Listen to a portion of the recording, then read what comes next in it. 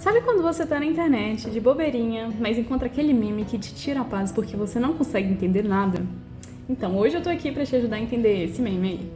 Gente, mas o que é isso? Será que era pra ser uma poesia?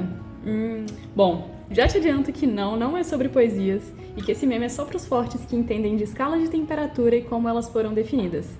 Mas vem comigo que eu te ajudo a fazer parte dos fortes e entender exatamente do que se trata esse meme aí.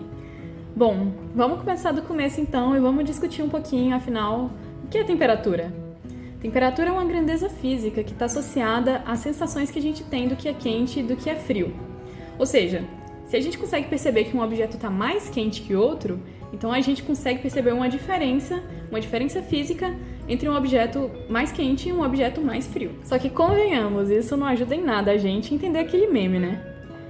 Bom, o que interessa mesmo pra gente entender o meme é entender como essas escalas de temperatura que a gente tem hoje em dia, como o Celsius, o Fahrenheit e a escala Kelvin, é entender como elas foram definidas. As escalas, como a Celsius, Fahrenheit e Kelvin, têm como objetivo mensurar essa propriedade de um corpo estar mais quente do que outro, de forma que agora podemos comparar temperaturas quantitativamente com mais precisão.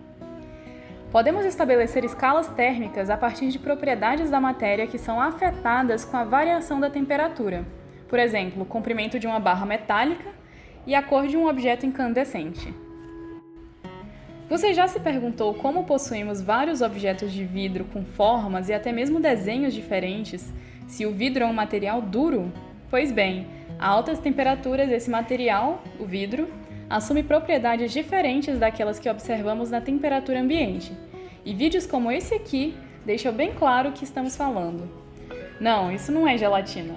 É vidro superaquecido que passa a ser maleável e até mesmo incandescente em temperaturas tão altas. Outro exemplo são aqueles estalos vindos do além que você consegue ouvir de madrugada enquanto tenta dormir. Não precisa se preocupar, não são espíritos batendo o dedinho do pé nos móveis, mas sim a dilatação térmica desses móveis, em sua maioria de madeira, que causa esses estalos que você ouve à noite. Apesar de todos os móveis sofrerem dilatação devido à variação de temperatura do dia para a noite, os de madeira são os que mais fazem barulho nesse processo.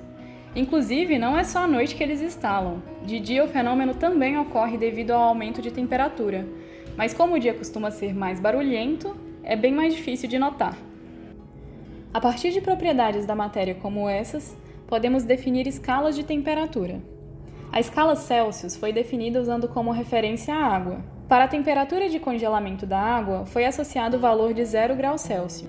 Já para a temperatura em que a água ferve, entrando em ebulição, foi associado o valor de 100 graus Celsius. Já na escala Fahrenheit, reza a lenda que o físico Daniel Fahrenheit atribuiu 0 graus à temperatura mais fria que presenciou em sua cidade, e 100 graus para a temperatura média do corpo de uma pessoa saudável, que, em Celsius, giraria em torno dos 37,7 graus.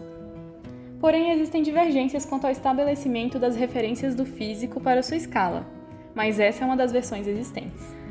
Por último, e não menos importante, temos a escala Kelvin, conhecida como escala absoluta, que associa o movimento das partículas de um gás com a temperatura do mesmo. A ideia é que quanto mais agitadas as moléculas estão, mais quente percebemos o gás e quanto menos agitação, mais frio ele se encontra.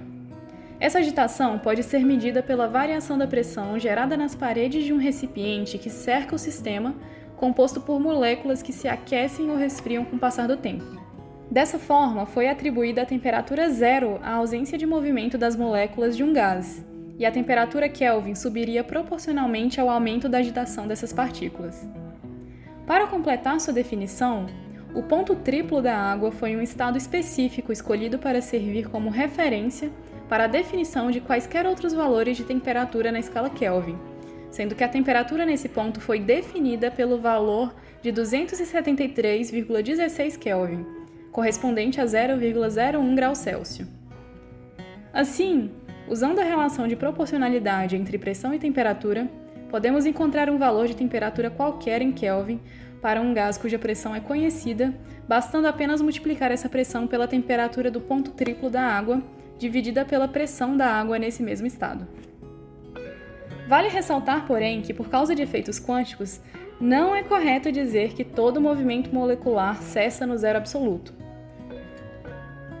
Por fim, vamos fazer um exercício para você entender como pode criar sua própria escala de temperatura. Então, bora colocar a mão na massa e fazer esse exercício 17.73 do livro do Friedman. Agora que você já sabe tudo sobre temperatura e escala de temperatura, vem comigo então e vamos resolver esse exercício juntos. O exercício é o seguinte: você propõe uma nova escala de temperaturas com valores dados em graus M. Você define 0 grau M como ponto de fusão do mercúrio e 100 grau M como ponto normal de ebulição do mercúrio. Qual é o ponto normal de ebulição da água em graus M? Vem cá que vamos fazer junto. A estratégia que a gente tem que ter em toda questão desse tipo é pensar na correspondência em graus Celsius que a gente vai ter com esses valores de referência que pegamos para as temperaturas, né?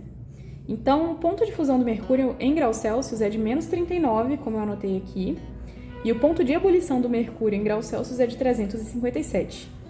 Esses pontos de fusão e ebulição do mercúrio, apesar de terem esses valores em Celsius, como foi dito no enunciado da questão, isso aqui é igual a 0 na nossa escala de graus M. Então, isso aqui é igual a 100, nossa escala de graus M. O que a gente vai pensar agora é que a gente tem uma variação de temperatura aqui, nos graus M, que é igual a 100. A diferença, né, entre esse valor aqui de baixo e esse valor aqui de cima. A variação que a gente tem é de 100. Mas para a escala Celsius, a nossa variação de temperatura ela vai ser diferente. A gente pode calcular ela fazendo a subtração também.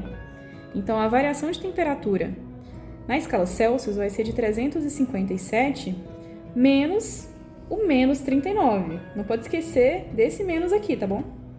Então, vamos lá. Isso aqui vai dar o quê? Isso aqui vai nos dar uma soma de 357 mais 39. E a gente vai chegar no resultado de 396. O que é que isso quer dizer, né? Isso quer dizer que variando 100 graus aqui na escala M, tendo essa variação de temperatura de 100 graus, na escala Celsius a gente vai ter uma variação de temperatura correspondente a 396 graus. Agora eu apaguei aquela bagunça, anotei aqui do ladinho as nossas variações de temperatura. E o que eu quero que você perceba, então, que escrever que a variação de temperatura entre um ponto e outro, desses pontos de fusão e ebulição do mercúrio, em cada uma das escalas que a gente está analisando, escrever isso aqui, ó, que eu coloquei, é a mesma coisa que dizer que para cada grau Celsius, eu tenho uma variação de temperatura correspondente a 3,96 graus na temperatura M que a gente definiu, né? O que isso quer dizer, né? Quer dizer que se eu for fazer a conversão da temperatura em Celsius para a temperatura em graus M, eu vou ter que essa temperatura em Celsius vai ser igual a 3,96 vezes a temperatura nos graus M que a gente definiu, e isso subtraído, então, de 39. Que é a temperatura correspondente a 0 grau M que a gente tem aqui. Então, menos 39 graus. Vou tirar o grau, né? Melhor. E isso, pela dedução lógica, né, implica... Que se eu quiser isolar essa temperatura em graus M para fazer a conversão, eu vou ter que primeiro passar esse 39 para o lado de lá e vai ficar temperatura em Celsius mais 39, porque eu passei para o outro lado da vírgula, vai ser igual a 3,96 vezes, né, a temperatura M. Por fim, isso aqui vai ser temperatura M igual a temperatura em Celsius mais 39 sobre 3,96. Então, a gente chegou nesses resultados aqui. Esse e esse aqui, para a temperatura em Celsius. Vou anotar bonitinho e volto aqui para continuar. Então, vamos lá, já organizei aqui. Vamos fazer a letra A. A letra A quer que a gente faça a correspondência em graus M para a temperatura de ebulição da água. A temperatura de ebulição da água a gente sabe que é igual a 100 graus na escala Celsius. Então, a temperatura de ebulição da água vai ser 100 graus na escala Celsius e na escala de graus M, a temperatura de ebulição da água, igual a 2O, isso é igual a... Vamos calcular, né? A gente tem essas expressões aqui que a gente chegou mais cedo para calcular as temperaturas e a gente vai usar essa aqui para sair já em graus M. Então, a gente tem que ter M, pelo que a gente viu, temperatura em Celsius mais 39 sobre 3,96. Isso quer dizer que a temperatura em graus M vai ser... Qual que é a temperatura em Celsius? A gente sabe que a ebulição da água é em 100 graus Celsius. Então, a gente coloca aqui 100 mais 39 sobre 3,96. Fazendo aqui na calculadora, eu vou chegar no resultado da temperatura 100 mais 39, deu 139, dividido por 3,96.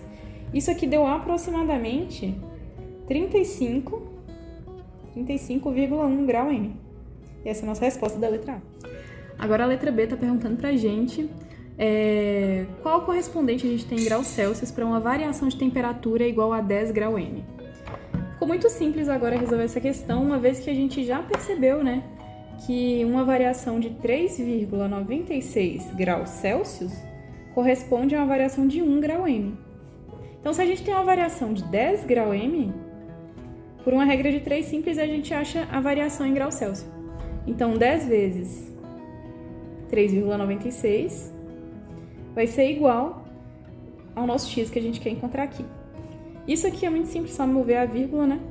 Vai ficar 39,6 é igual a x. Isso quer dizer o quê? Isso quer dizer que a variação de temperatura correspondente para uma variação de 10 graus na nossa escala que a gente criou de graus M vai ser a variação em Celsius de 39,6 graus. O que isso quer dizer, né, no final das contas? Isso quer dizer que a escala M de temperatura ela é muito mais larga, vamos dizer assim, que a escala Celsius. Isso quer dizer que uma variação de 1 grauzinho ali na nossa escala M é uma variação muito maior em Celsius. E é isso, pessoal. Espero que vocês tenham gostado. Espero que vocês estejam craques aí agora, né, de temperatura e escala de temperatura. E até a próxima.